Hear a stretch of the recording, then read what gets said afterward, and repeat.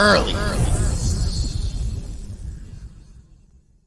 When I touch down, they celebrating. I keep my energy calibrated. Yo, another motherfucking Friday. You know what I'm saying? There you go. What to do? What to do, fellas? What's goody, Baspy? What's good, Mac? How y'all living? How y'all feeling? Shit, let me get my headphones. I can't even hear y'all. There you go. Yo, man, it's the warmest Friday, warmest early Friday yet. Bro. Telling you, I woke up this morning, walked out the crib, like, yes, sir. I haven't even been outside yet. One It's of lit. those days. It's nice out there. I mean, you came in with the full jacket. Yeah, you're right.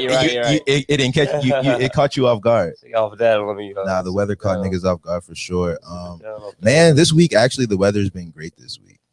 Like all week, it's been. It has. I feel like we're coming into spring. You know what I'm saying? I was in Cali like at the top of the week, and oh yeah, we got to get into that. It was breezy. It was breezy. Like it was like when I came out of the house, cool? I said, "Yo, it's warmer here." Oh, like, word. Yeah, I packed. I packed light in terms of like clothing. Where like hoodie was the warmest article of clothing I had. I was cold as shit. Yeah. It's crazy. I think the last time I was in San Diego, it was like that. Like, I mean, that's the thing. Yeah, Cali will give you some of that like breezy weather sometimes. Yeah, about bodies of water and shit. Yeah. John, how your week been, bro?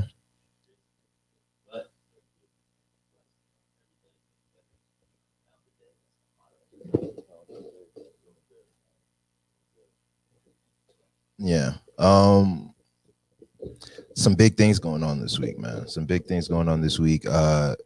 NBA trade deadline. Let me try to bring up what some of those trades. Yeah, man. Anything that popped up in your mind while I look this up? Yeah, for sure, man. Aaron Gordon on the fucking Nuggets. Shout out both sides. Oh yeah, I think very happy for that move, man.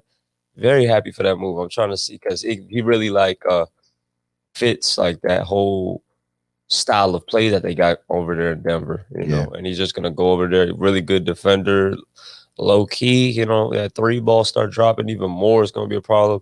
Jokic, the master facilitator, that's gonna be insane. Jokic and Aaron Gordon. Yeah, Jokic, Aaron. Yeah, but he not even this. You know, you got Jokic, Jamal Murray. Now you got a little Aaron that Gordon. Guy's a problem. Now, exactly. He always, you know, he be chilling during regular season, but you know, when it's time, you know, when it's time. Yeah, for real. Like it's just proven. Big facts. What else? There's another joint too as well. The Celtics got Evan Fournier. The Magic been unloading that whole team. They in some true rebuild mode. They let go of their top 3 players yesterday. Norman Powell, Norman Powell is headed from the Raptors to Portland. Portland's looking really. I mean, Dame is looking. No, Dame is looking exceptional. Exceptional, which is crazy because like the nigga's already like he's been, you know what I'm saying, one of the elite players in the league for a long time, but like he's different, man. He's trying to make that MVP case this year. He's different. Really trying to go for Has he been in that conversation? This is the year where it has real legitimacy. Let's put it like that. Like he's really right there, but I'm not gonna hold you. Like I was telling you yesterday, that boy Harden he's making it hard. Yeah. He's making like LeBron getting injured. That definitely like helped the cause because LeBron was definitely, you know, could have been argued as a front runner for that. But bro, man, it's gonna be real interesting. It's gonna be real interesting to see how it pans out for real. Then yeah, man, fucking Chicago, they lit too. Got the Vucevic, Man, not I remember for Sasha Vujacic. Sasha Vujacic for the Lakers. That boy was a problem. Man. That boy was a problem though. You know, good for. I mean, as far as like a role player goes, good for a 3 every other that's game, what I'm saying. Like every other game, he must have like disappointed you in some. Me, Kobe, real moments. Disappointed as all. Okay, it was Chicago that you said was like like cleaning house. No, Orlando Magic. Orlando cleaning the fuck out. You know what I'm saying? So I was like, damn, bro. Like, hopefully you have to have a plan when you go like that. They got all these draft picks, got to. So they plan it for the future. But no, it's cool because you know. Sometimes I find that franchises be finding themselves in like these states of limbo where it's like, you know, the progression, it's not really clear when it's going to start or when it's to be had. So the best thing to do sometimes is just drop a bomb on your Big franchise. facts, nah, just big drop facts. A bomb. Yeah, I don't know what the fuck y'all doing. Yeah, just y'all start over. Like there's nothing. You can look at a team, you're like, this is some misfit shit, bro. Yeah, they don't. Yeah, nothing goes. Big facts. So motherfucking Victor Oladipo to Miami. How you feel about that? I think that's an amazing for amazing, Avery Bradley, Mo Harkless, Kelly Olynyk, Chris Silva. Yeah, and then they get a pick. It's amazing. They didn't have to give up anybody. You know what I'm saying? Real... Butler's getting back in his groove. You know what I'm coming back from injury from like the first half of the season. They ain't have to give up Hero. They ain't have to give up Duncan Robinson. Like, yeah. And you got a dog in Oladipo. Like, Oladipo, I feel like, he always like embodies that. Always got something to prove when he on that Always court. got something to prove. I'll say that. And he's had the misfortune. Injuries. Some real crazy injuries definitely have took him out. But when he's in a system that like caters to his type of play, he can eat, and he is just full of straight dogs. That culture. Him and Jimmy Butler got the same kind of like to him. Like, you know what I'm saying? He got that same kind of like what you're saying about Oladipo. So like that could be a good little, you know what I'm saying, a good little backcourt, and then also just like start building a nice little culture as far as like.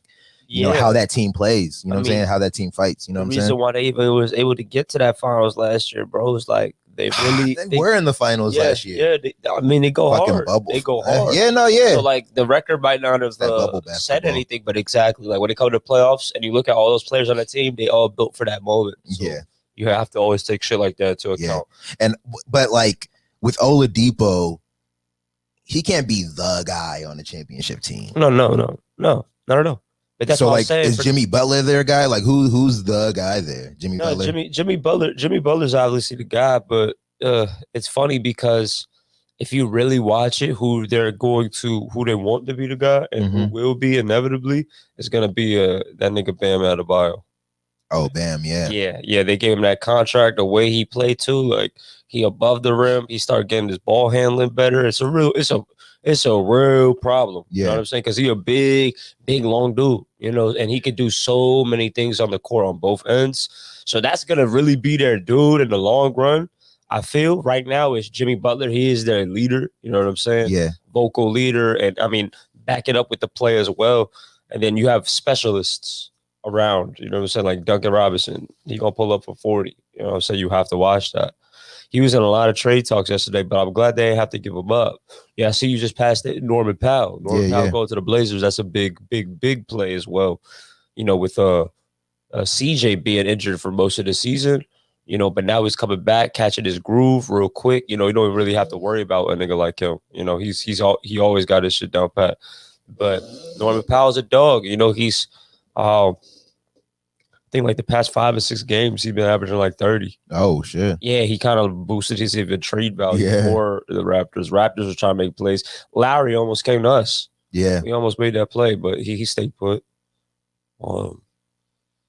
Blazers, they got a little bit of pressure. What do you mean by that? Because their team is kind of stout, low key. The thing is that the people, we don't see it that way is because they always had the misfortune of some injuries.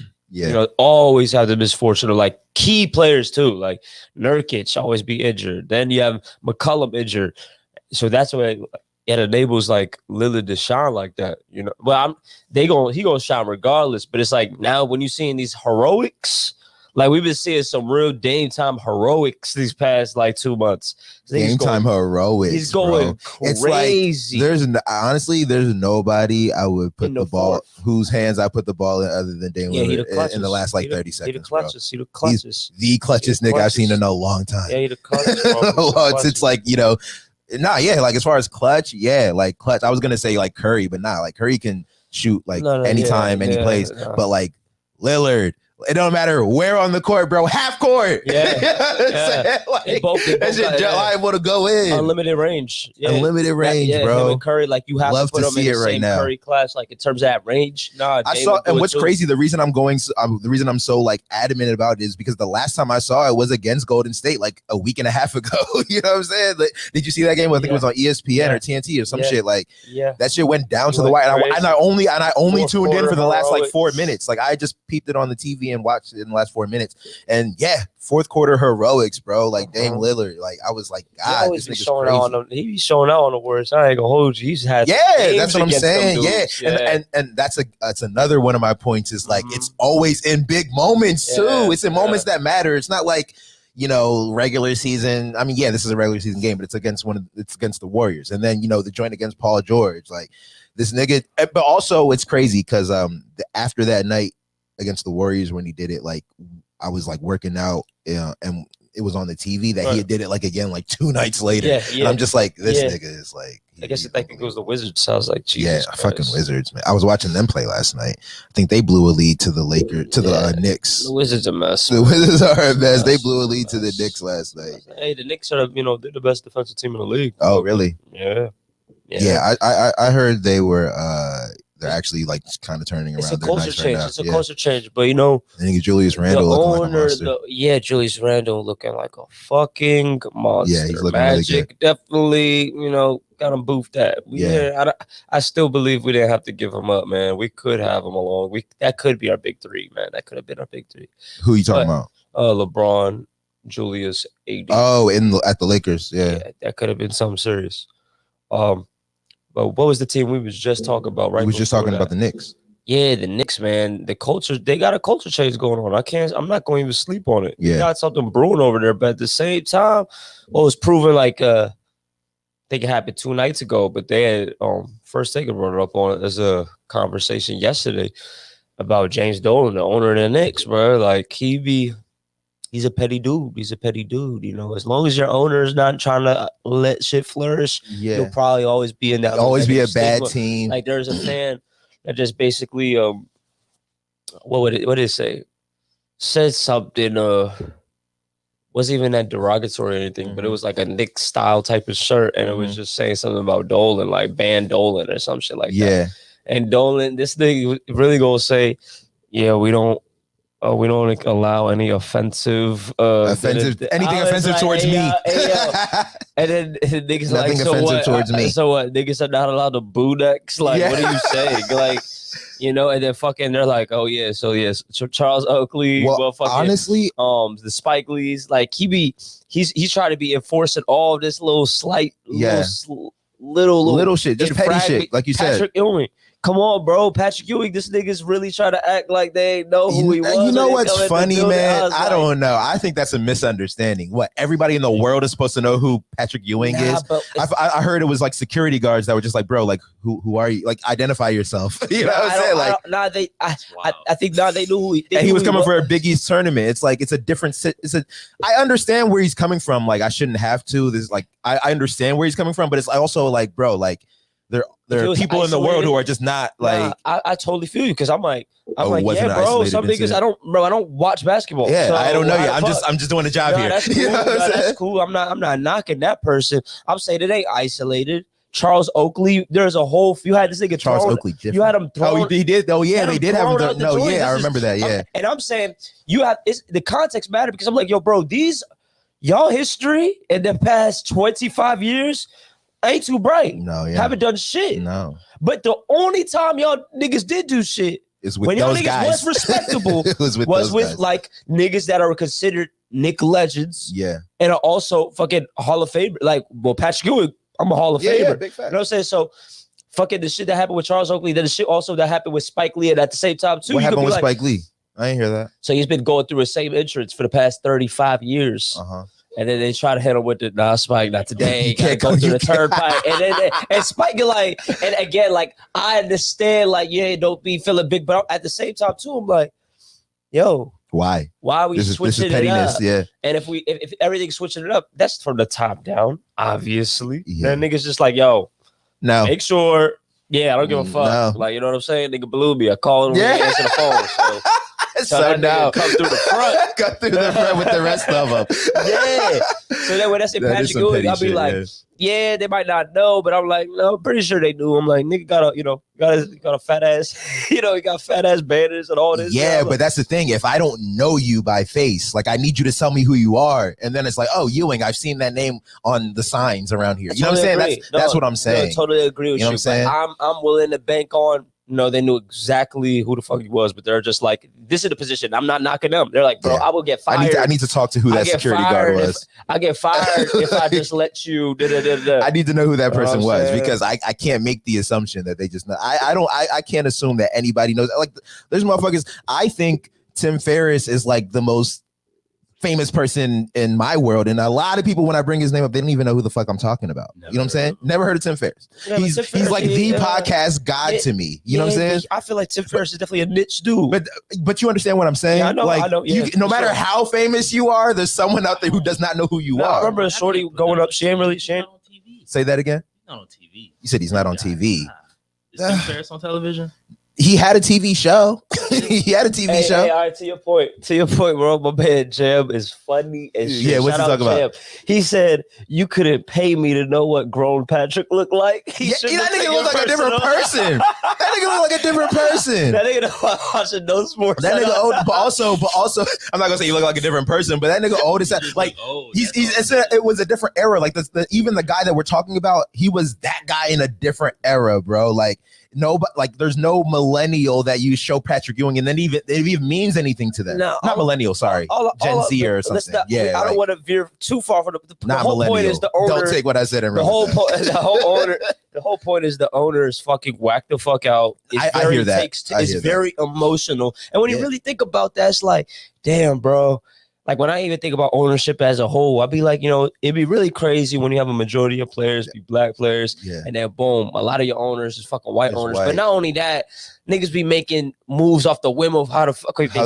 Like, you know what, bro? I'm not liking that. Let's just, that's human. That's human. Yeah. But also, it's like when you're in a position of power like that, yeah, bro, those actions trickle down. You gotta cap they that. affect everything. You in a real position of power. 100%. You affecting niggas shit off of your emotions. Nigga, this is a business, right? Win. But nigga be like, no, it's nigga. bad business for Spike Lee to say he doesn't like y'all anymore, or Patrick Ewing. Yeah, this is all bad business and bad press. And when we think about the media, though, this is when I be like, man, it should really get wiki because it's like good news, bad news, it don't matter.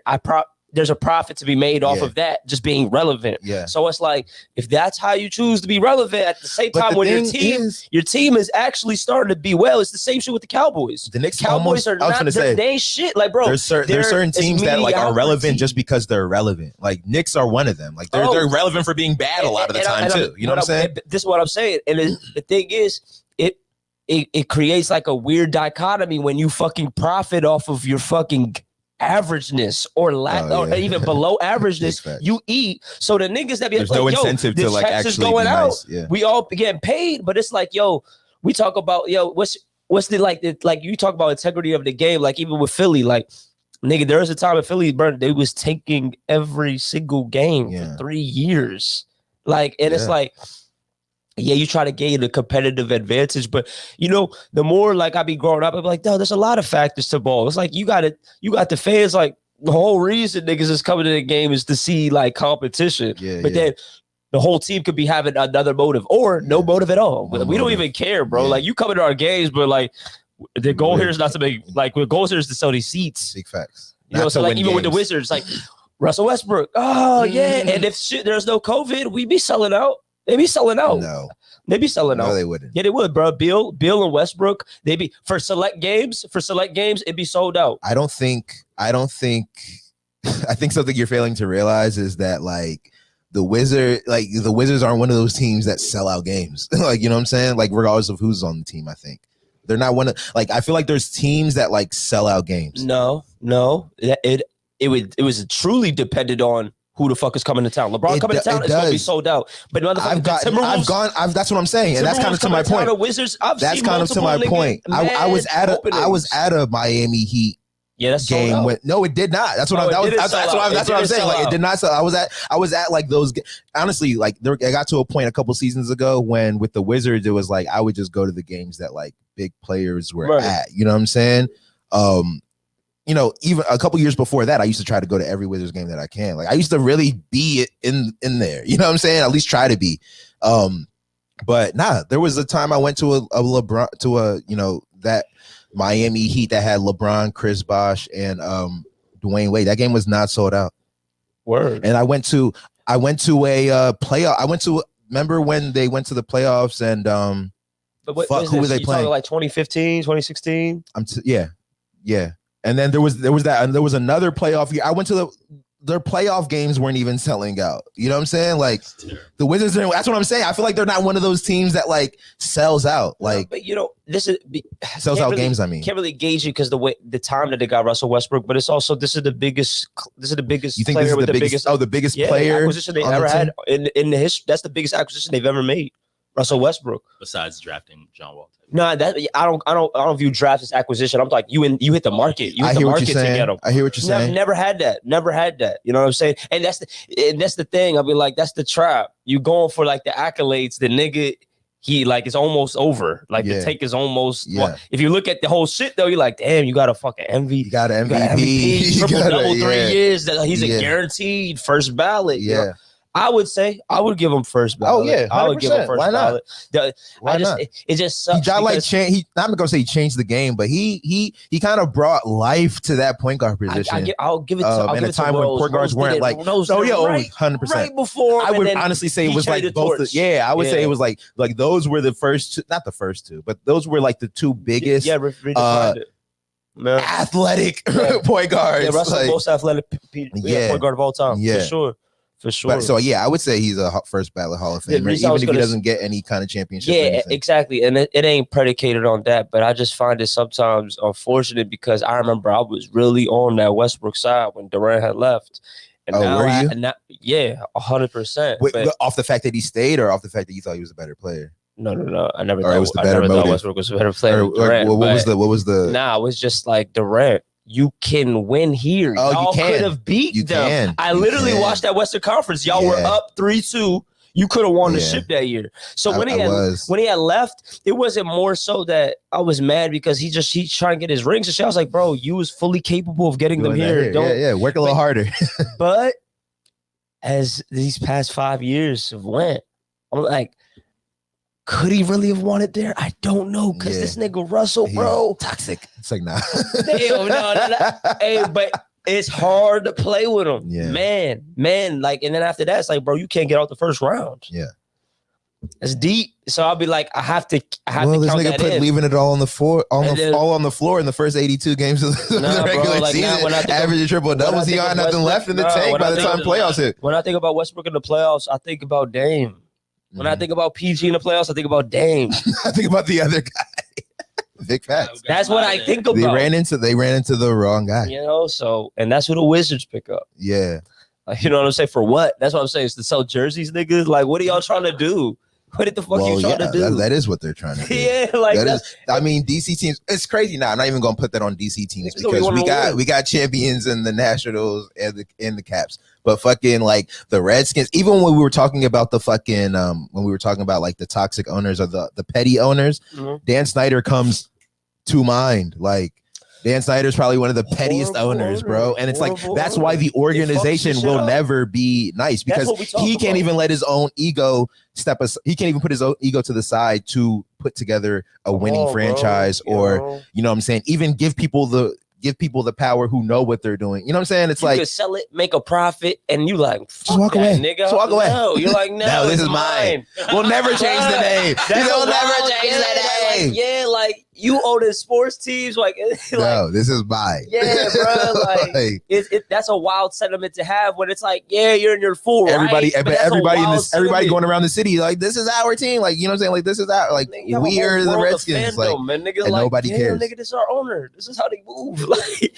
same thing with like Cowboys. Jerry Jones, like, I'm the star. Honestly, I'm the head of Cowboy. I'm the Cowboy. The Cowboy. He can't hire no coach. That's his own nigga. He ain't gonna hire the coach that's gonna be like, you know, the Bill Parcells or the Jim Johnson. He not doing that no more. He like, y'all niggas gonna give them credit. Dare I say it's different with Jerry Jones?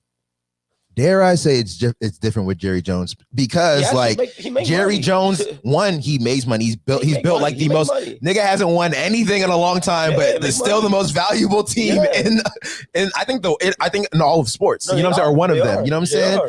That's wild. Two, this nigga did win like what 3, 4? How many? I don't know how many championships. I mean, he's got the rings. You know what I'm saying? He's got the most. He's the best businessman. You know what I'm saying? Like. Dare I say Jerry Jones is the only person that can work with. You know what I'm saying? That who can work with? That situation of like, well, no, this is like what I say goes. Like I'm the smartest person here. I have the best vision for what's happening here. I don't say work with because how I truly believe is like as you grow, you have to adapt, you have to change, you got to see shit. Jerry Jones he's doing that in his own way.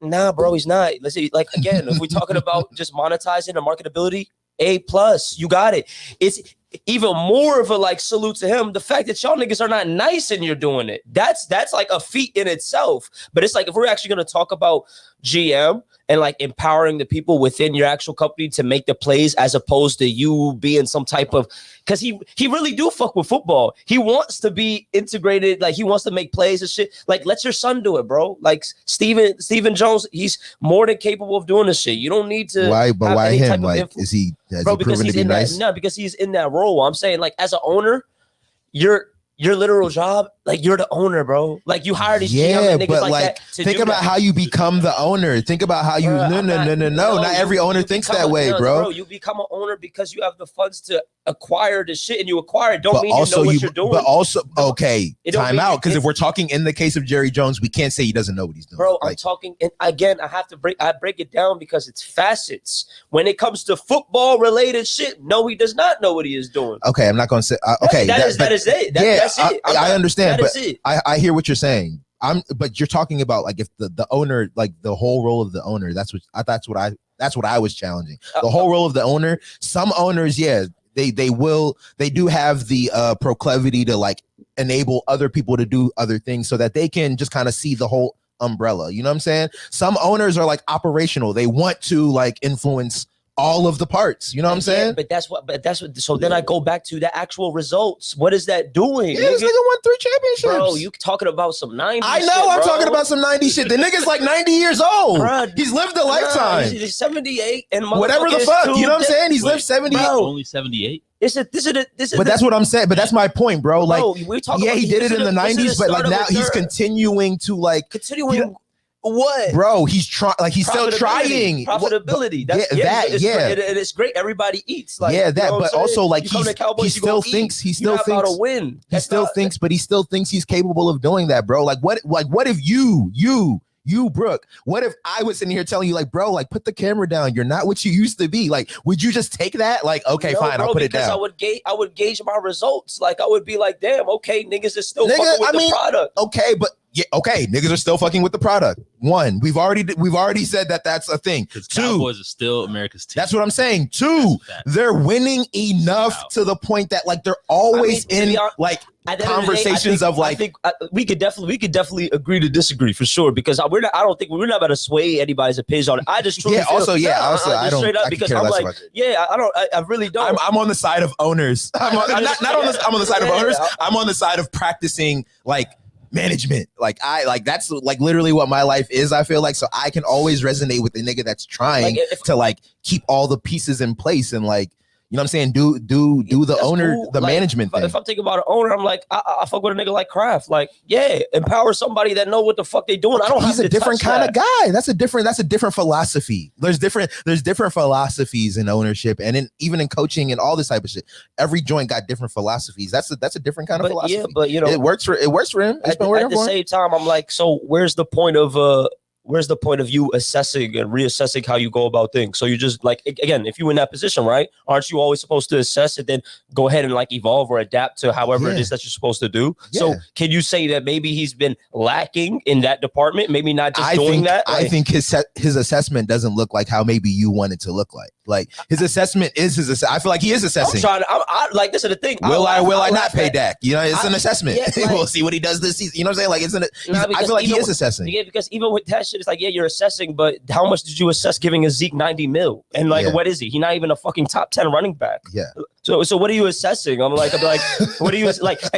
Bro, it's a literal move like that. What are you doing? I hear what what does that mean? What does that mean? And then it's like, no, because Zeke is the star. But also at that time, bro. Zeke was one of the top running backs in the league, bro. Like, you didn't pay your quarterback though. It's the number one position. Well, now he's paid him. Yeah, bro. But at that point, it's like, nigga, did you see what they paid him? Yeah, they didn't want to do that. They had to do that. Yeah, the franchise tag would have been 54 million last year. I just don't think that. No, yeah, I hear what you're saying. I was gonna say we can agree to disagree, but I don't really think there isn't a disagreement other than the sense of just that. Like, I think I'm respecting his philosophy and like understanding it. Like the nigga thinks he's the man, and he's successful. He's had success. You know what I'm saying? He's had success, and maybe he's riding on that. But like, go. You know what I'm saying? I'm sure the employees, give Dan Snyder 3 rings, and I'll let him do whatever the fuck he wants. Just eating, everybody good. Like, yo, working for Jerry Jones, bro. Your life you good. Like, it's good. And the franchise is the most valuable franchise in sports. Sure. Like, I think from a business standpoint, that's a win, bro. I feel like you win. I feel like the reason to win is to make your franchise more valuable. You know what I'm saying? Like, that's what the point of winning. Like, what can we say the point of winning is? Like, to make your shit more valuable. Of course, the players have, they want their accolades and stuff like that. But like, from an ownership standpoint, you want to win so that your shit's more valuable. If you got the recipe to be 8-8 in the most valuable franchise, then that's more power to you. That's more power to you for sure. And you can do that when you're in the NFC East with like 4 and, you know what I'm saying, with like 4 and 12. Yeah, like, you know, it's it's y'all playground, man. Look at that, Cowboys. Look at that. You see, and we just further prove that fact. Like, you guys are, very relevant. we just went on a nice little tangent on these little Cowboys. Let's definitely spend way more time talking about the Cowboys than we wanted to. Sure. Let's go ahead and segue into John, you got some music for us, bro? For sure. Let's get some tunes going, Mike. And then we're gonna come back with some. We're gonna talk movies and TV shows, Netflix recommendations, because it's crazy. I've been on Netflix watching. I don't really watch new shows like that. Every time you come in here, Curb is on or The Office is on. I don't be watching new shows like that, but like I have been over the last like few months, and there's some interesting shows out there. We're gonna get into that when we come back. We're gonna listen to some tunes though. You know what I'm saying? You already know you watching Early, the Morning Show podcast. We're taking a quick break just to say, man, if you're here watching on YouTube, hit that subscribe button real quick, man. We try and get to a stat. Help us get to a stat. You know what I'm saying? Hit that subscribe button. If you on Facebook, like, share, you know what I'm saying? Things like that are cool. But otherwise, man, just continue enjoying the show. Let's get right back to it. Early, the Morning Show podcast. We back. Early. Yeah, man. Shout out to Baspy for the sounds, bro. Appreciate you. You know what I'm saying? Such a vibe. Yeah, I'm ready to get into some series, bro. First of all, if you're here watching this show, please subscribe on ItsNation. ItsNation TV on YouTube.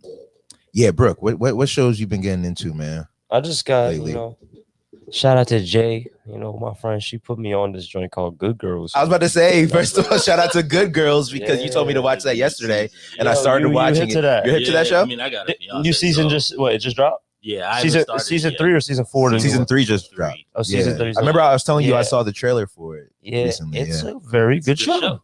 It's a very good show. I like it so far. I'm only on. I started. You told me about it yesterday. Yeah, I watched episode 1. You haven't been quick to start. No, I literally was just kind of like lounging. Right. I literally kind of lounging and just put it on. Right. So you watched one episode. I watched the first episode. So, but I get the vibe, and I do like where it's going. Yeah, that's good. On like the fringes, like just the whole time, like you can be like, what these? Oh wow, what are they getting on?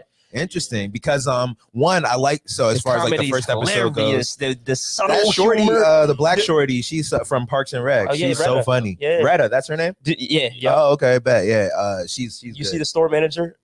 Did you see him in the first episode? The first episode, the store manager. That dude. He's also in.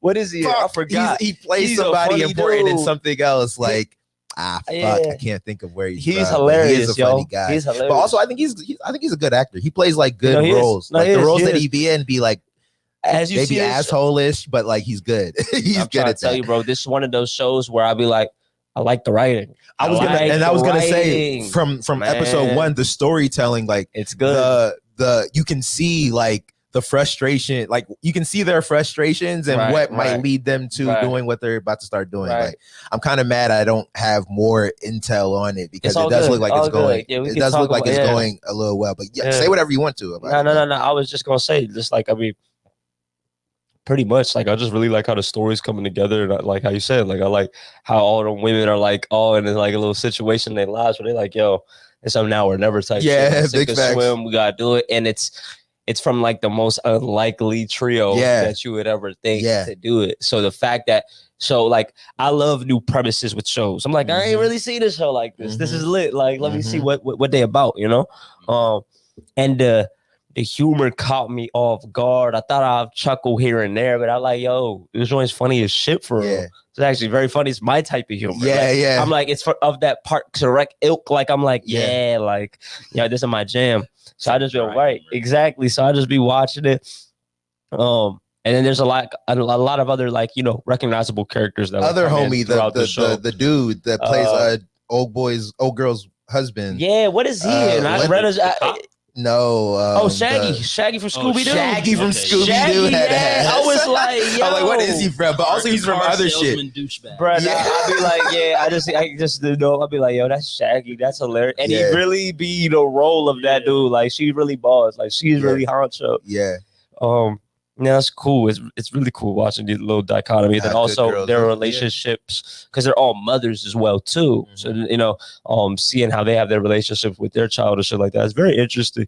What else? What's another show? Billions. I mean, I've seen they on set. They shooting again. I can't wait. It's been 2 fucking years. COVID stopped the actual the shooting right like in the season, right in the middle of the season. They had just stopped the shit, so they actually have to continue that shit season. And they probably already, you know, working on like the next one right after that. So I know this shit gonna be jam packed because Billions, they all like their show is really culturally relevant, so they really will reference things in like time where you're like, oh wow, they on that. Wow, like, you know what I'm saying? They're gonna talk about the COVID and like they're gonna be masked up in the work. I already know they probably gonna be masked up in their little workplace. That's and shit. Like, so I really want to. You haven't really seen that in like scripted shows. You haven't seen motherfuckers dealing with COVID or like anything like that, like masked up or even alluding to like those are the times that we're in. Right. You haven't really seen it. But also like new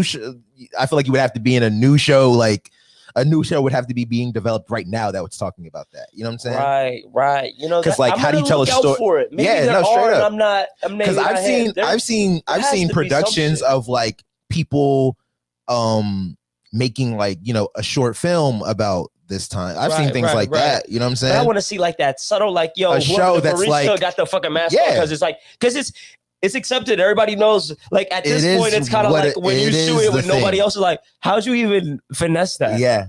Like everybody. Big facts. Nah, it's interesting. Another show I'm definitely looking forward to. It was funny too. There's a little debate between this show and Billions, who people like better. I was in a room like everybody likes Succession better than Billions. Everyone. Succession? No, let me not do that. Let me not do that. They shitted on Billions. The thing about I used to shit on Succession because I didn't get it. I used to too. I didn't get it on HBO. Oh wow, watch it. With you got good 2 seasons to watch.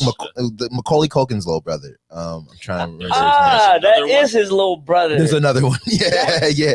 What's his name? Like Casey. His name. I can't remember his name. I can't remember his name. But like he is a Culkin. You know what I'm saying? But so you don't know that show. Succession. It's about it's a dope premise. It's about basically a media mogul, a media tycoon. It's about like the running of his media empire, but like his kids are being groomed to take it over. And like there's 3 different kids who have like 3 different kind of like ways of going about things. Very different. But like any one of them could be the successor. You know what I'm saying? Okay. And it's kind of like that story. it's interesting, and like off that, I was like, I'm watching this. You know what I'm saying? When I was seeing the previews and stuff, when that shit come out, like 2014, 2015, hell no, 2016, 2017, probably. That sounds better, more right. 2018, I think. So. Yeah. I was like excited for it to come out, and then when it came out, I was like, I don't know what this is. I don't know if they're trying to be funny. I don't know. If did you just? I think I watched the first like 4 episodes. Hey, I'm gonna tell you. That's exactly what I did, and then I was just kind of let it sit by the wayside after like 3 or 4 because I was like, "It's HBO. I'm giving HBO shit a chance." Yeah, me too. And like multiple, but I was at 4, and I was just like, "Man, it's not reeling me in." Yeah, fell back.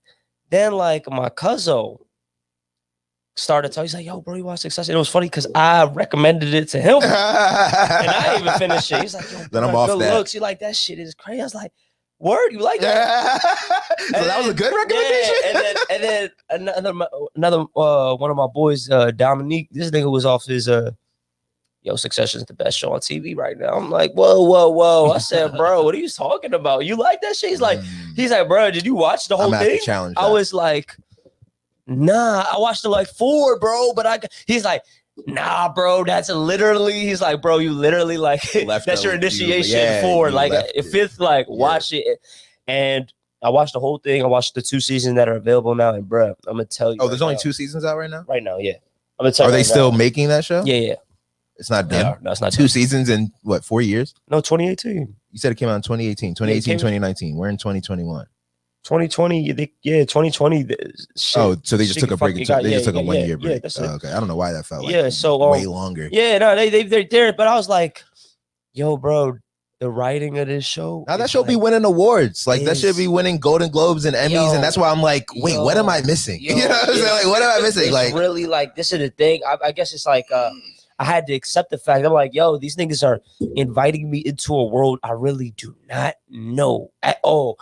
And a lot of these characters and shit too, it's like the way that they even write who they actually are and the way that you see how they move about what they having to do, and like they get built up and shot down like multiple times within the seasons. And even the interactions or even how they even get you to even like empathize with somebody's position in this shit, and then the next moment make you be like, fuck that. Like I can't y'all just bagged my empathy. Like fuck you, like fuck this whole character shit. But nah, it's an amazing show. Like that's my takeaway. But I love Billions, but I'm not gonna lie, I understand why people like Succession more. It's like it's a little bit more of even, I would say, like a sinister I don't know, it gets deep into like the cons of like, familial relationships and like how envy and all of that shit is even right there in the family. Cause like how you said, like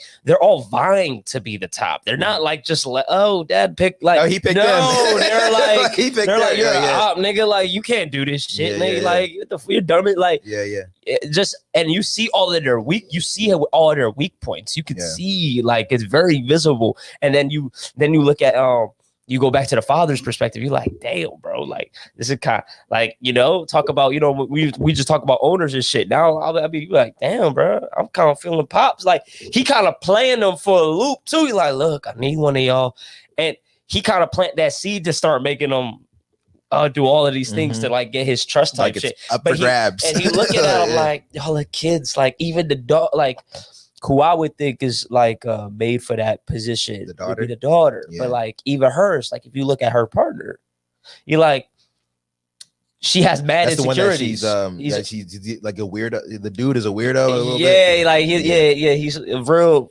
just like a real passive guy. Just, not a weirdo, but he's just like a passive dude. You can tell like she's alpha woman, 100%. And he's just like, yo, like, and he's okay with that. He's so okay. But then even that's challenged. Like his manhood and little things is challenged, and like you see him start to act in ways that you did not expect from that character. So it's very, very, very interesting. And then even cousin Greg, like, whoa, you gotta watch out for cuz like he's really looked like a little doof. That nigga. I think they're playing everybody for a loop too. So it's a very interesting show. I like it. Those are my little top 3. I guess I can keep delving, but what you fucking with? I know you read Insecure, the season 4. Yeah, finally. I finally got into the season 4 of Insecure, and it was great. Like it was great. Like I'm kind of, it's like I'm still thinking about it. Like I'm kind of mad that I took so long to get it, but also I'm not, because I guess the hype died down, so I just can sit with my thoughts with it. But it was dope. I feel like everybody knows about that, though. At least everybody that would be watching this show. So, like, I'm not going to necessarily put that on my list, although it is there. Right, so I would say, so a new show that is like, it's kind of in the mold of Good Girls. Like, it's just kind of a show that I stumbled upon, and like it caught me off guard with how funny it is this show called Dairy Girls on Netflix. Have y'all ever heard of it or seen it on Netflix? No. Never seen it on like the title screen? Dairy Girls, like DERRY. No, like DERRY. So Derry is like Derry is a town in London. It's like a London show. I saw it, but I didn't watch it. Yeah, that shit is hilarious, bro. That show is so funny, and it's actually just like good. It's like a good show, but it's about these 4 girls, like they're high school girls, and fucking they go to this like they live in London in this like town called Derry, and fucking. Yeah, they just get into like a bunch of shit, but the shit is so funny, dog. Like, I don't even know how I stumbled upon it. I think I saw one of those, like, I think the new season came out or whatever, like recently, and then they show, you know how they show like the trailer. Right. Yeah, so I peeped and I was just like, or whatever. I was like cleaning up the house. I was like, I just put on an episode, and then I ended up watching like both seasons in that weekend. The shit was fucking hilarious. Almost did that with the I don't know if I recommend on the show, The Crown. The Crown, yeah. I don't. It's someone you said it was like you watch it. I didn't watch. Oh, okay, where were you? Yeah, because I don't. No, I don't care to recommend that show to people because it's very, very, very slow. You're just seeing like how the fucking little politics of the like UK monarchy and type shit. But like I told you, like that's the type of show that I'm not necessarily watching for to be on the edge of my seat. Like we have these shows that we'll go to for these type of things. I like to really venture into like different types of genres of content, just to see how it resonates with me, because I like all types of shits. Even though like fucking like rom-coms are mad, a lot of them joints are mid. I love a great joint, Yeah, big facts. You said a lot of them are mid. Yeah, for sure. a lot of them are mid, but a good one, big they fit the same archetype. I love a good movie. And honestly, because I would even call Insecure like a rom-com type. It's not a movie. That's not a series. I wouldn't even call it a rom-com. It's romantic comedy. That's 100% what it is. Really? What do you mean? All the dynamics are around dating and relationships, and it's all about couple shit. Like that's only what it is. But it's not a movie. It's not, that's what I'm saying. But that's what I'm saying. Like good movies are good movies. If that movie happens to be a romantic comedy story, then it is what it is. Fucking as far as romantic comedies go, one of my favorite movies is The Breakup. You ever seen that with Vince Vaughn and Jennifer Aniston? Yeah. That movie is so funny. That movie is so funny. It's a romantic comedy. Knocked Up. We were talking about Knocked Up the other day. That's a romantic comedy. For me. And like those are hilarious, and also like great movies with great stories. You know what I'm saying? But yeah. So Dairy Girls is on my list. There's another joint I fuck with called Ted Lasso. You ever heard of that? It's on Apple TV. It's like. It's like it's Apple TV, so I don't even know if you can watch it unless you got that joint. But unlock that. Ted Lasso. It's with Jason Sudeikis. Have you watched it? I've seen the episode, bro. Ted Lasso is good. It's good. It kind of threw me for a loop because I didn't know what to expect. Like basically, the story is like Jason Sudeikis is a college football coach who like not even stumbles upon, like in his first year he completely turns around a shitty program and makes them win their championship in their first year. And his character, who's Ted Lasso, is like this kind of like upbeat, like he's like always positive kind of guy. Right. So this shorty who inherits this English football team, or it's like some soccer team in the UK, she gets it through like her husband's divorce or something. Like she gets it as like a settlement for the divorce, and fucking she hires Ted Lasso to be the coach in an attempt to like completely ruin the team, because like the team is like her husband's thing, and now that she has it, she hires this guy to completely like like, but she's like playing it like, no, like I really believe in him, but like right. behind the scenes, she like is hoping he fails. Right. But like the nigga actually like starts to turn up and kind of like brings his like infectious personality.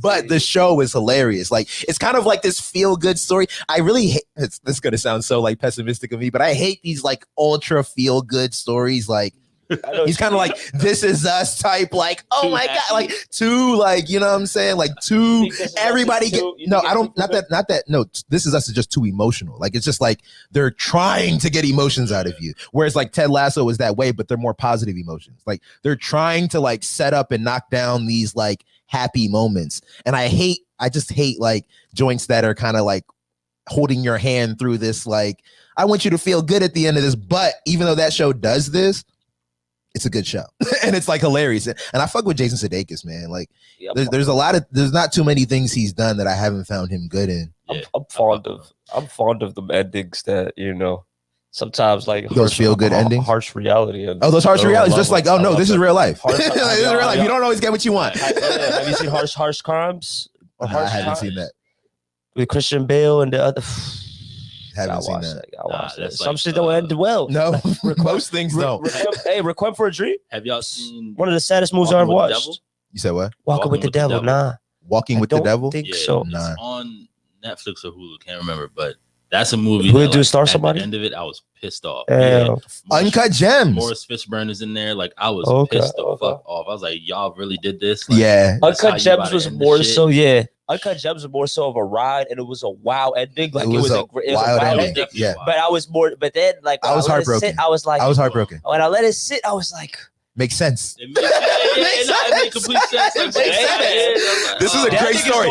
To me, it was like, this was a great story. Yeah. You know what I'm saying? This was a great story. But like, also, it's like, damn, bro, I wish it could have ended. I wish it could have ended different. I wanted it so badly to end differently. Yeah. And honestly, bro, like, that movie affected me in a way of like, I was kind of blown. I was like, damn, bro, like, damn. Even the next day, I'm like, it shouldn't have happened to you, bro. Like even then, like days later, I'm like, that could happen to me. So I was like, dog, like you could really like do everything right. Want it so bad and still like, but people it's don't not your realize. day. I was like, how I even viewed that too. It's like people don't realize he made another bet in that whole process. So I'm saying you like also like I was gonna say the whole time he made his bed like this is the world that he lives in. You know what I'm saying? Like this is his like reality. Like you know what I'm saying? And that's not even bet. I was like his actual bet. Like you weren't betting. Like you were betting on the fact that you would win and everybody would be happy. You weren't thinking about that. What you're putting them through. All that other shit. Winning. I will nigga win lose. I don't give a fuck. I don't give a fuck. I'm mad now. I'm mad now. Trigger my PTSD. I'm trapped. I'm costing for 2 hours looking at you, motherfucking geek on the TV. I'm murking your ass. Big fact. And he murked the other dude too, didn't he? He murked that. I think so. Yeah. Just cause. He was. I was gonna say at that point he was just blown.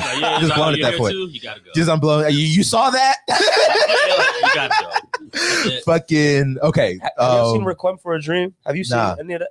I've heard of it. Is that the joint with Marlon Wayans? Leto and Marlon Wayans? Yeah. I've heard of it. I haven't seen it though. One of the most one of the saddest movies. You're just gonna watch it and be like, damn, like heroin addiction. Yeah. Dang, bro. Yeah. Damn, that shit's sad. That's a great movie though. I'm like, damn, bro, that sucks. But I fuck with that, bro, because I don't exactly what you said. Like, I don't need somebody that is consciously thinking about how they can hold the audience's hand to the end. I don't think that's always necessarily required or something. Sometimes I think it fucks up a lot of things too. Like I've watched, and I can't think of it right now off the top of my head. Well, I feel like most people want that. I feel like we're the contrarians. Like most people want a feel good story. Like we were talking about yesterday, how like you were saying like you've heard people say that they don't want to watch things that are going to make them emotionally upset. You know what I'm saying? Yeah, I find that so crazy. That's I don't think that's crazy. Like that's why motherfuckers go watch Iron Man and Jurassic Park. Like they just want to action. You know what I'm saying? I'd be like, yeah, that's my true gauge of like, is seeing how impactful something is, or if they did their job. 100%. I feel some type of way. So y'all it's just crazy. Like, you asked me yesterday. I can't knock that. That's the one I don't want to watch. Niggas that's really, I'm gonna make you feel something. And that's kind of what, it's crazy. I gotta see that. You asked me yesterday, like, what was the last movie that I saw that sat with me? And I would probably say Uncut Gems because of that reason. Like, I'm still like, damn, like that was a great movie, but it kind of made me upset. But as far as like my last show, as far as like must watch, what I call the best show on television is Snowfall. Yeah, man. Best show on television. And now I got John in here to back me up, to second me on that. Best show on television, dog. That show was not nominated for any Golden Globes, I don't think. I don't think it was nominated for any, which is okay. I don't mind that. But that's the thing, though, bro. I don't mind it, but it's like it's on that platform that gets. It's on that platform. Sure, Why wasn't it? You know what I'm saying? Like, it's a network television show. I think it doesn't resonate with so many people. For example, who's the artist? Danny Lee said like, "Oh, I can't get into Snowfall." And Jerome somebody said you tweeted not her back like because you're not black, so you can't relate. You can't relate. Like, you know what I'm saying? Like, oh, Jerome the character? Yeah. Oh, like, I've never seen that nigga in the social medias. Like, I gotta see what he looked like in real life. Follower, so he's not active like that. No, I bet. That's true. What's that? It's okay. I don't know. I feel like the story you can get into. I think 100%. I think you can get into the story. If you just can't like relate at all to that like understanding of what Franklin is doing, you know what I'm saying? Why he's doing it, and the people around him, what is happening in that era. And also, if you understand, if you have some kind of understanding of like, oh, this is what the end, like we know what the end was. Exactly. We like seeing the beginning is very dope. You know what I'm saying? It's just like watching Narcos Mexico. With Pablo. Yeah, you know he gets killed. Yeah. But you're still gonna watch. You know how it ends. Yeah. Like, because you're like, damn, how did it get to this point? So. And oh my God, and that's what the great thing about seasons 1 through 3 were, bro. Like I really didn't understand what I was watching in season 1. I did. I understood what I was watching, but it's like the contrast from like season 1, like season 4 is like masterful. Crazy. Every episode has been masterful, dog. Like emotions high, like tense, or what's the word? Not like when you're tense, or anticipation. I don't know what the word is. Anxious.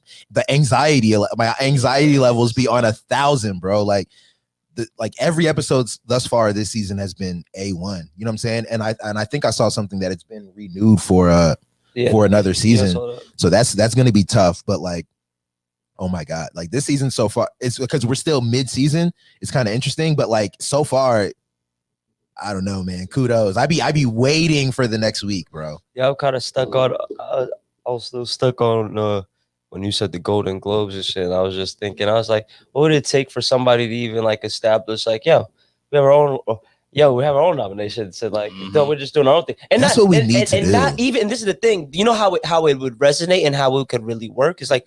First, you would start bringing people aboard, you know what I'm saying, that really have some type of credence or merits to all of this shit. Like you have backgrounds within it. So like, and bounce like ideas in terms of like how we go about evaluating shit and just having it, not for the fact that, recognize us, just do it because it's like, just as a reference point, like this is what we felt. But you know what's interesting? All of these type of things and make a whole little thing around it. First of all, we need to start giving out those awards. Fuck that. We are going to start giving out those awards on this show. Why not? Fuck that. Because honestly, that's one. I was going to say, okay, just to your point about that, right? Because I do have some theories about like where that's going or where that goes, right, or how we go about that, right? On the one hand, it's who the judging body is. You know what I'm saying? You got to get some get some diverse opinions about like of judgments of what's good. You know what I'm saying? 100%. There's definitely got to be like not a clear-cut rubric, but a rubric of like what we're grading on, right, and then who's doing these the best, and then also who can assess the best the execution of these things. But also that has to be diverse. Like it's not like just theater buffs, not just motherfuckers that 100%. Like documentaries, not just, you know what I'm saying? It's got to be a diverse 100%. Group and also probably a large group. And you know what I'm saying? That and being able to like assimilate that type of body of people and going through like a real like meticulous way of how you put it together, that would in itself establish like a real credence within that. Yeah. Like people be like, oh, word? Like there's another part. Like, there's another part to that. Mm-hmm. So the next thing is motherfuckers have to want these awards, bro. Like the thing about because the thing is, like, BET did this. You know what I'm saying? Like, BET tried to do this. NAACP does that. Right. These motherfuckers don't care about those awards. You know what I'm saying? You know what I'm saying? Motherfuckers don't care, but they put no value in those awards. They put more value in the other awards. And you know why? Because they just keep the same structure, do the same shit, and like, boom, y'all should just resonate with the fact that it's on this network and same thing. No, I don't think that's what it is. I think one, the fans, like people like the regular people who are watching these award shows, they don't tune in. You know what I'm saying? Like the ratings don't match the ones of. There was ratings. Right? I mean, the Source Awards were like one of the biggest things in the 90s, bro. Like it was the biggest thing, and now the Source magazine is like hanging on by a thread. So what is it? So I'm saying, what is it that they didn't do to keep them? You're right. Well, no, I'm more saying, okay, so I think that's what we should think about. Because it is partly on the doer, and it's partly on the people who should be watching. So it's if we're putting it in the hands of the producers, like they should make an entertaining show. You know what I'm saying? They should make the accommodations worth it for the people that they're trying to get on. You know what I'm saying? So like the A-list actors, like, you know, the Grammys, they spend millions of dollars on like little goodie bags for the people that come. You know, I'm not saying people are going for the goodie bags, but like make the event entertaining for the artists or for the people that you're inviting to giving awards, as opposed to just the whole spectacle. Yeah, make the whole spectacle an enjoyable experience. You know what I'm saying? For those people, what those people enjoy won't be the same thing as what me, you, and John enjoy. You know what I'm saying? Like we got to know like what those motherfuckers find to be a good time and give them a good time there. Right. And then as far as the viewers gotta want to watch these shows, man. Like that's the thing. Like, and it does play into the entertainment factor, the entertainment value, but also like, don't call for these things if you're not gonna come to them. You know what I'm saying? Like, don't say like Black people should be having awards, but then you're not watching the BET Awards. You know what I'm saying? I'm guilty of that. I don't really watch many award shows, even though like I like to catch award shows when I remember, but like those, you know what I'm saying? Sometimes I wake up and boom, the BET Awards was yesterday. You know what I'm saying? I'm like, wait, what? I feel like it's hard to put any of that onus on the audience. Like the audience is like, it's theirs for you to retain. And it's always like, as on the other end of this shit, it's like, no, if that's if that's your priority, retaining the audience, because I'd be like, if you think about it, monetizing like in the moment is not necessarily the same as retaining your audience and possibly securing your bag for that future that it will always be coming lifetime in, right? value. Yeah, exactly. Because it's like, if it veered away, I'm like, now I'm trying to think back and how I want to even do like a deep dive myself. I'm like, what did y'all guys What went wrong? What went wrong? Where did y'all miss the mark? This is what I really think. Y'all weren't really, y'all were disconnected. Y'all really weren't on the pulse. Like y'all might have been behind. Like look at XXL, right?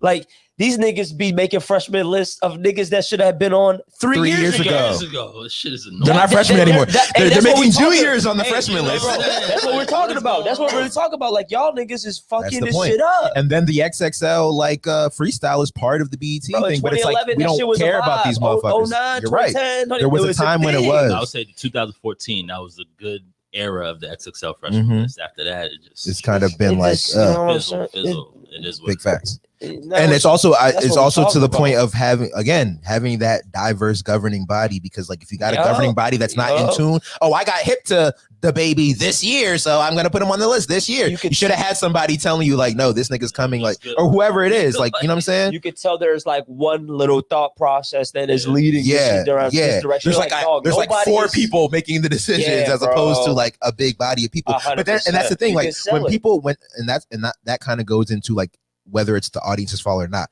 One, something that I understand to be true is like when you get people involved in something and you make them feel like they're a part of it, they're going to take it like it's their own and how they promote it. Like, so if you got a crew of like 100 people putting together these freshman lists, you got 100 people that are also, when the freshman list drops, that are gonna be like, hey, go check out my contribution to this thing. And you know what I'm saying? And you think about the same thing in as far as like marketing anything really, like the people that are involved and that they're proud of it, they're gonna also be like, hey guys, like to my audience, go check this out. Go check out what I was a part of. You know what I'm saying?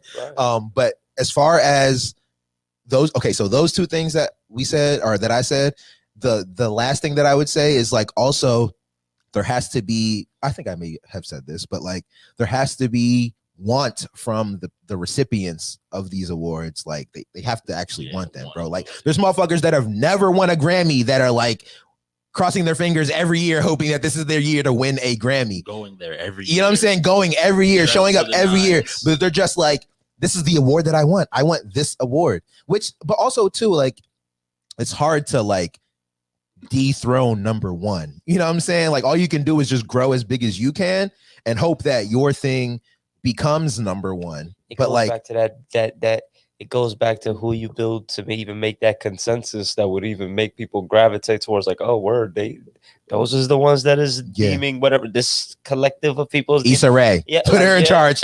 Everybody will like, fuck with it. Right. Just put her in charge of this shit. Right? Like all types of levels and shit. And then people is gonna start being like, oh wow, like that's some like, because then also the things, the content, the shows that you're shedding light on. Because then it's like you're actually like, damn, bro, this little house or whatever. I got hip to a bunch of shows by watching the Golden Globes. I found out a bunch of shows and movies. Exactly. So that's another thing right in itself. Like you see how we even get you aware to. It's like, oh, like this is what people are thinking is what's the standard. You know what I mean? And if you could hip to people to these type of like little other joints that maybe people are not actually necessarily in tune into, that gives you even more credence and shit, because people are tapping into you because they're seeing that funnel. Where did all that shit come from? You know what I'm saying? Like, oh, they had mentioned it. Oh, this said something. Oh, damn, a lot of people must have took heed with that shit. Look in the comments. Someone like, yo, you know how it'd be like, I heard about it, this show on this fucking show right over there. Yeah, big facts. Got hit. Thank you. Big facts. Is there any other shows worth mentioning before we wrap up? TJ, for me, what are you watching? I mean, 3 shows one that I watched already that I don't even think it's renewed. Have y'all heard of Happy? Yeah. How about? I've heard of it. Is it on Netflix? Who's in it? It's on Netflix. Is it Ricky Gervais? Not Ricky Gervais. What's this nigga's name? It's cuz that Happy. I want to say Christopher Maloney.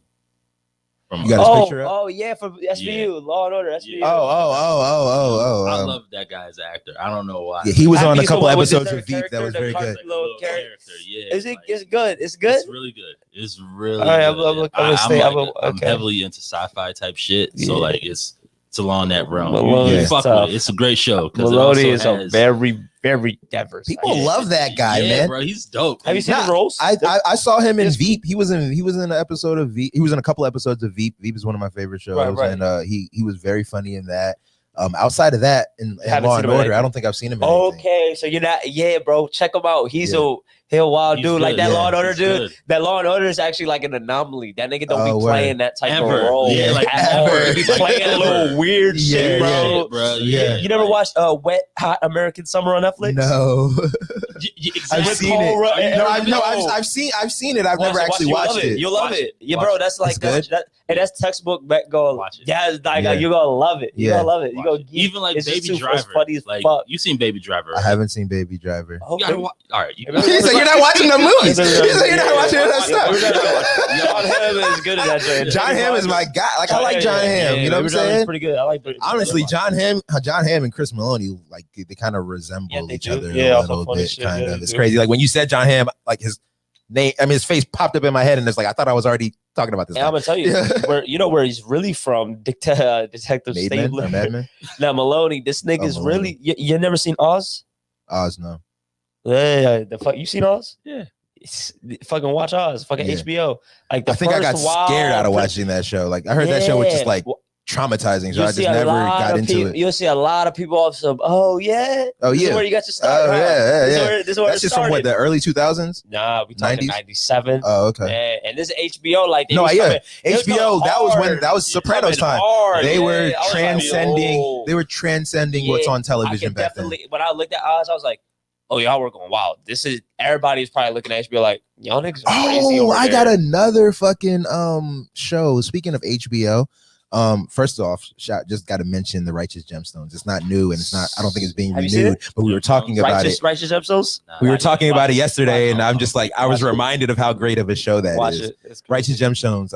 Danny McBride, motherfucking John Goodman, Great show. What was Adam Devine? Adam Devine from Workaholics. Name, Walter from Workaholics. No, I'm talking about still from the Righteous. From the Righteous Gemstones. Who's the dude you just talking about? Yesterday we was talking about Adam Devine. Produces. Danny McBride. Danny McBride. I know. I thought it was the other his co-star in the joint. Adam Devine. Damn, Adam Devine is the younger brother. The nigga that was on. I'm talking about I'm talking about in the dude that was in Vice Principals with him, Danny McBride, who's the other. And the other dude, you talking about Walton Goggins. Walter Goggins. I was never talking about Walter Goggins. About Walter Goggins. Why? Oh, because what did I say? I thought he was the one that he's written a lot of shit. He no, I was talking about Danny McBride. Oh, yeah, Danny McBride is the guy that I was saying. Like, okay. Everything that you heard me say yesterday was about Danny McBride. Yeah. Although Walter Goggins is super talented, I think he's an interesting dude. Walton? Oh, yeah. Walton. My bad. Yeah, my bad, Walton. If you're listening, my bad. I think he's a really talented dude though. But the show that I was gonna say is Avenue 9 on HBO. It's about they had their first season last year. Okay. Old boy from Silicon Valley is in it. Jared, what's his name? Zach Woods is his real name. You know what I'm talking about? Zach Woods. Tall. He played Jared on Silicon Valley, the tall, skinny, pale dude. Yeah, actually, I did see when they was gonna drop it. I just forgot to watch it. Old boy from used to play House. I can't remember his name. The doctor. Yeah, they used to play House. I'm aware of that his show. Name is I didn't watch it. Hugh Laurie.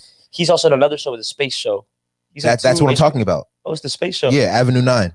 Oh, right. When they're in space, he's leading the it's like the yacht. I was like, no. Because another 30-minute episodes, right? Yeah. It has cuz from Steve Carell. Yeah, you talking about Space Force? Space Force. It's not that. Although that's a good show. I haven't watched it yet, but that's good. At it like I should watch it. Oh no, you should. That's good. Okay. It's different Steve Carell, man. Like it's kind of sad that we'll never get like that Office Steve Carell. Don't look for that with this. Don't look for that. But like it is funny, but it's funny in a different way. You know what I'm saying? And it's a different kind of show. You know what I'm saying? Yes. It sucks that we do that with people. Like know, right? This is Once who you are, awesome, and like everything now it measures up to that. You know what I'm saying? Because I found myself doing that. I'm like, this show ain't as good as The Office, but it's not supposed to be The Office. So like, it's weird that I was doing that. But Avenue 9 is kind of like a different show in the sense that Avenue 9 is about and I don't even know if it's called Avenue 9 or Avenue 5. It's Avenue in some 5. number. Okay, Avenue 5. Yeah. Avenue 5 is about like they're basically using. So basically, it's set in the future where people do the same way people do like cruises on yachts. People do like getaways on spaceships. So like they'll do like they'll be on a spaceship like it's a resort, like a yacht. You know what I'm saying? Yeah. So and the cast is pretty deep, but the story is good, man. The story is funny. You said you watched the first 2 episodes, Brooke? Yeah. Wait, what was it? Of Avenue 5? Avenue 9. No, Avenue 5. I was saying 9. I was saying 9, but it's 5. Yeah, so I saw it and it looked amazing visually and shit like that. But I don't know, like it just didn't. It was coming at a time too where a lot of new episodes of other things were dropping at the same time as well. So I was like, I'm good. I'm really good off it. And if you're telling me if that's how you feel that's just good. I liked it. I've watched it and rewatched it. So like, wow, is it 2 seasons? It's 1 season. It's 1 season. But I think the story is interesting and it's very funny. You know what I'm saying? It's very funny. Like it's kind of slow because the first 2 episodes are kind of setting up like what the actual. It's crazy how like I'm explaining to you that the first few episodes are doing this, and you were literally explaining to me about Succession. The first few episodes are doing like that's what shows are supposed to do, and like it's crazy that I don't give shows that grace all the time. You know what I'm saying? Like I know that you have to set me up for the knockdown. You know what I'm saying? But like that's what Avenue 5 was doing in the first few episodes. It's like setting up like the chaos that ensues because of what happens in the first like 2 or 3 episodes. You know what I'm saying? And the chaos that ensues kind of like brings on the real comedy. You know what I'm saying? But the show's great. I had to do a little deep dive on Goggins real quick. I was like, hold up. I had to just see like. What'd you find? Yeah, so he's the producer of the new CBS hit show right now, and he's the star in it too. What show? It's called The Unicorn. Oh, the unicorn. Yep. I've seen like previews for it. So like, okay, that's cool. Okay. Shout out. I mean, if that show's good. No, for sure. For sure, right? Because the new CBS hit show, like you was doing the commercial for I'm it. just like, I guess, no. Right. I guess as I become more aware of the role of a producer for somebody to star in something that they produced as well too, and get that on the you get that placement, like the network willing to rock out with that. But also, I had to just because I was shout out to Entourage. It kind of hit me. It kind of hit me to this. Motherfuckers be producer just by default. Nigga, give me a producer credit. You know what I'm saying? Like, I'm not saying that this is how like everybody is, but like sometimes to get a top actor to agree to do your project, you have to give them an executive producer credit or a producer credit. Like that's an extra incentive to get them on board with your project. You know what I'm saying? Yeah, Entourage kind of taught me that, or kind of like hit me to that, because Vince was like a producer on that show that Lil Bow Wow was doing with E. If you remember Entourage at all, anybody that remembers, if anybody, but yeah, like so, like, and I've also just listening to Film Courage, like I've heard people say, like there was this guy who was like essentially a nobody, and he got like this big name actor to be a part of his film that he was making, and he said he had to like give him an executive producer credit. But like they don't do like the work that executive producers do. I mean, also I'm not gonna make it a blanket statement. Right. All the situations are different, but that's kind of how you can see motherfuckers who are. But also too, I don't know what his role is. Like a nigga like what I was saying with Danny McBride, whereas like when you see executive producer at the end of his joint, and then he's also starring in it, and also he wrote it, or even Issa Rae, like like that show is her, like. You know what I'm saying? Like, baby. So when you see that executive producer credit, that's not fluff. Like, like she's the one putting that show together and like making all the, and of course she's a part of a team, and she's built up a team now, but like there's no question about like, what I'm saying, where that shit came from. For sure. So that's dope. I think we've rambled enough for today, man. Anything y'all want to add in, or like? No. Yeah, it's been a good day, or it's been a good show. Appreciate everybody that tuned in. If you're still here, subscribe to ItsNation TV on YouTube, so when we're when we're doing another episode, which is going to be next Friday at 8:00, like it always is. And everybody have a good weekend. Hopefully this weather stays nice. You know what I'm saying? Yeah, that's what it's looking like. Yeah. Yeah, it's supposed to be like 78 today. Yeah, crazy. Yeah, that's dangerous. Definitely get some shots up. The city opens. Definitely get. Yeah, I was about to say it's about to get real active out there, dog. Which is, I love this time of year. Dog. Like this is the shout out to. I was just thinking about that fucking Anderson .Paak and that Silk Sonic song, that Leave the Door Open joint. This is definitely that season for me, because like I'm that kind of nigga that like I don't be outside, so like I'm that like. Shorty, once you're done, come on over. I'll leave the door open. Like that's me. That's me for sure. So yeah, shout out to that. Shout out to Silk Sonic, because I've been rocking out to that song all week. But yeah, man, unless y'all got anything else, we can ride out, y'all. You can, ride us out with some tunes for the last few minutes, Early.